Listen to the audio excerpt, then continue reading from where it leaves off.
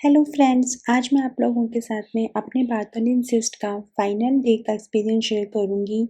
जिस दिन वो जो पस है वो निकल गई थी, तो कैसे निकली, कब निकली और मैंने पूरे पूरे दिन क्या किया वो मैं आज आपके साथ में शेयर करूंगी। अभी मैं होटल रूम के अंदर ही हूँ और मैंने मॉर्निंग के अंदर नहा के गर्म पानी से सेक कर लिया था। जैसे कि मैंने आपको दिखाया था कि मैंने एक मग्गे के अंदर पहले टेबल सॉल्ट डाला, फिर गर्म पानी डाला और अपने बार्थोलिन सिस्ट वाले एरिया पे बार-बार उसको अप्लाई किया। जिसके बाद में जो मेरा बार्थोलिन सिस्ट था, उसमें मुझे थोड़ा-सा रिलीफ़ मिला था। उसके बाद में मैं ब्रेकफ़ास्ट करने के लिए चली गई नीचे रेस्टोरेंट के अंदर और आकर मैं थोड़ा लेट गई।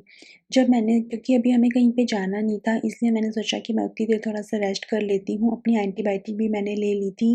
मेरे हस्बैंड थोड़ी देर अपना ऑफ़िस का काम करने लग गए थे और जो लीज़ा थी वो पेंटिंग कर रही थी। आज हमें ऑरोविल घूमने जाना था, लेकिन हमें वो 12 बजे जाना है, तो मैं तब तक थोड़ा रेस्ट कर रही हूँ। उसके बाद में फिर 12 बजे हम सब लोग ऑरोविल चले जाएँगे घूमने के लिए। गर्म पानी के सेक के बाद में आराम लगता है, इसलिए मैंने कोई भी पेन किलर तो नहीं लिया था। उसके बाद में जब 12 बज गई तो हम लोग फिर निकल पड़े अपना ऑरोविल जाने के लिए। अभी थोड़ा-सा दर्द महसूस हो रहा था मुझे और डिस्कम्फ़र्ट भी बहुत ज़्यादा था, लेकिन कोई ऑप्शन नहीं है, घूमने तो जाना ही था।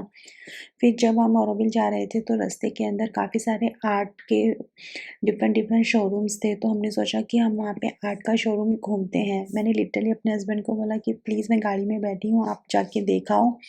अदरवाइज़ ऐसा होता है कि शॉपिंग में गर्ल्स को ज़्यादा इंटरेस्ट होता है कि ये देखें, वो देखें, बट मेरी बिल्कुल भी हिम्मत नहीं हो रही थी। लेकिन फिर मेरे हस्बैंड ने बोला कि अगर कुछ खरीदना है तो तुम्हारी चॉइस के बिना तो नहीं हो सकता, तो प्लीज़ चलो। और इसमें सबसे ज़्यादा मुश्किल वही होता है कि बार-बार उठो, बैठो।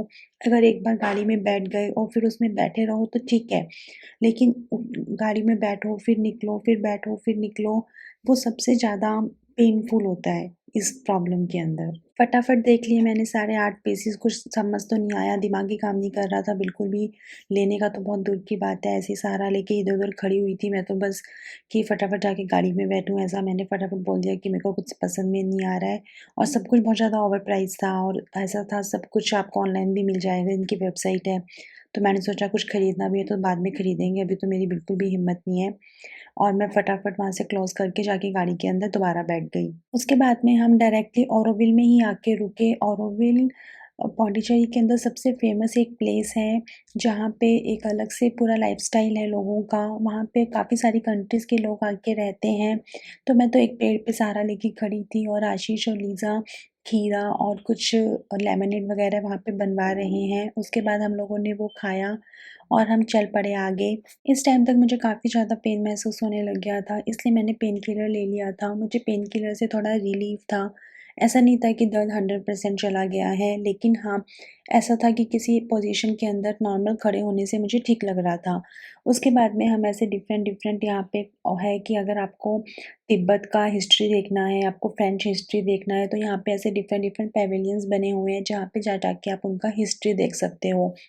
तो हम ये तिब्बत वाले हिस्ट्री के कॉर्नर में आए थे।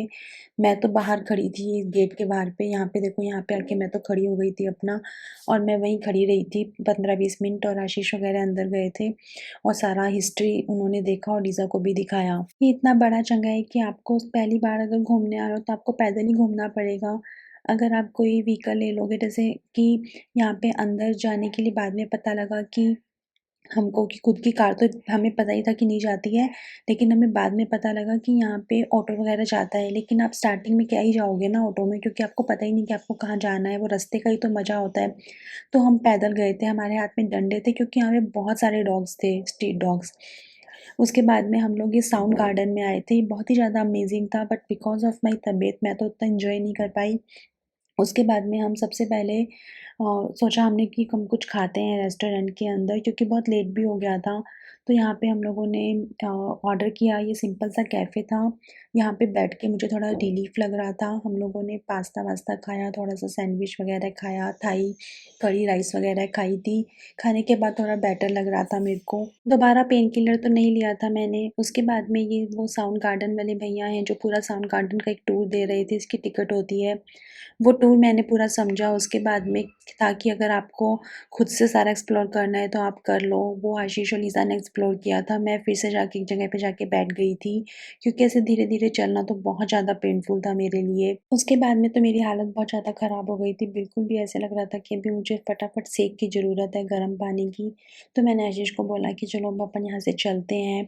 तो उन्होंने कहा कि तुम इतना पैदल कैसे चलोगी? तो हम लोगों ने फिर वो ऑटो ले लिया और अब हमें पता ही था कि हमें अपनी गाड़ी की पार्किंग तक जाना है, तो कुछ भी एक्सप्लोर तो करना नहीं है।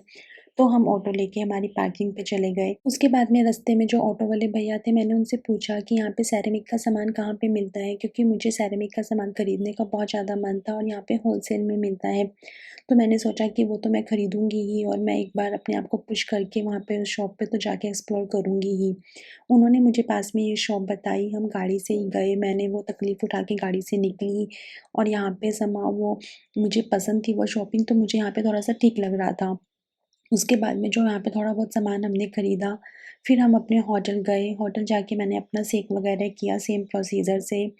दोबारा मैंने उसके बाद में फिर मैंने पेन किलर तो नहीं ली थी और हम लोग नीचे रेस्टोरेंट के अंदर खाना खाने चले गए थे। मेरे को बिल्कुल भी हिम्मत नहीं थी कि मैं वीडियो शूट कर सकूँ। तो मैंने कोई वीडियो वगैरह शूट नहीं किया। नीचे ही रेस्टोरेंट में खाना खाने गए, अदरवाइज़ हम हमेशा बाहर के कैफ़ेज़ वगैरह एक्सप्लोर करने जाते हैं। लेकिन मैंने बोल दिया आशीष को कि मैं अभी और कहीं भी नहीं जा सकती हूँ। उसके बाद में खाना खाने के बाद में मैं और लीज़ा रूम में आके सो गए।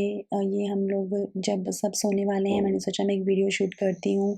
उसके बाद में रात को 3 बजे के करीब मुझे थोड़ा-सा टिंगलिंग महसूस हुआ और मुझे समझ में आया कि जो मेरा पस है वो निकल गया है। थर्ड डे की रात को 3 बजे मेरा पस निकल गया था।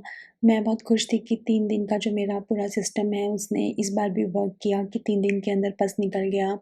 तो ये थी मेरी पूरी की पूरी स्टोरी कि जो मुझे ट्रैवलिंग के अंदर बार्थोलिन सिस्ट हुआ तो मैंने कैसे मैनेज किया और कैसे वो पस निकला। मैंने एंटीबायोटिक्स भी ट्राई की जो, लेकिन जो पस था वो निकला ही, वो सूखा नहीं। तो अगर आपको इससे रिलेटेड कुछ भी क्वेश्चन हो तो आप मुझे कमेंट करना। Bye, take care.